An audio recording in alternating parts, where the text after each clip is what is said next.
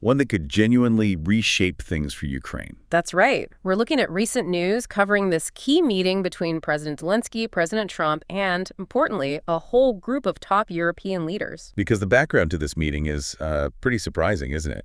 You might remember that big televised clash between Trump and Zelensky just 6 months back. Oh, absolutely. That really cast a shadow, raised serious doubts about ongoing U.S. support for Ukraine. Right. And this Washington meeting follows just days after that Trump-Putin summit in Alaska, which, well, didn't lead to any real peace agreement. So Zelensky's walking into a pressured situation. Very pressured. But what's quite extraordinary is how he arrived. He wasn't alone. He had this extraordinary delegation of European leaders with him. They essentially rushed to Washington. Who are we talking about here? Well, you've got German Chancellor Merz, Macron from France, Keir Starmer from the UK, Italy's Meloni, Finland's President Stubb, von der Leyen from the EU Commission, and NATO's Mark Rutte. Wow, that's quite a lineup. It really is. Their presence together wasn't just for show. It was a powerful signal aimed at both Trump and Putin, saying, European support for Ukraine is solid. It felt like a real united front. And then the meeting itself. Right. The initial moments had some interesting, maybe symbolic details. Yeah, the optics. Trump greeted Zelensky personally, apparently commented positively on his suit. Which is a change, right, from the usual green T-shirt uniform Zelensky's worn since the war started. Exactly. A small thing, maybe, but perhaps signaling a shift, an attempt to reset the tone, project a more traditional diplomatic image. And when asked for a message to Ukrainians, Trump kept it brief. We love them. Okay, but once inside the Oval Office, what was Trump's immediate focus?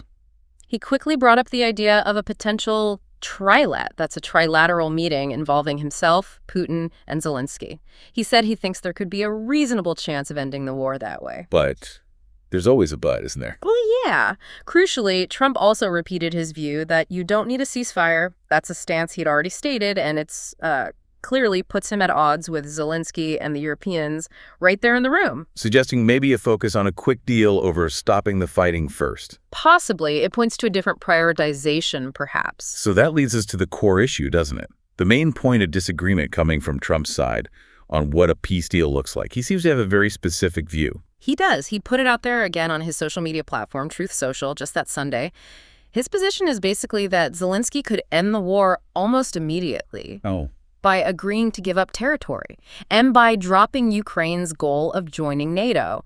It essentially puts the main burden for ending the war, which Russia started, onto Ukraine. That's a very significant framing. But Zelensky's position has been consistent throughout this, hasn't it?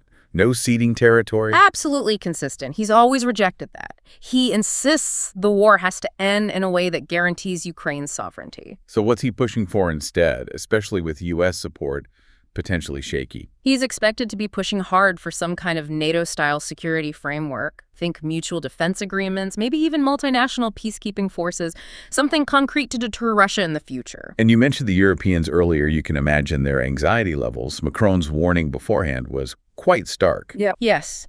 The French president said something like, if we show weakness today in front of Russia, we are laying the ground for future conflicts.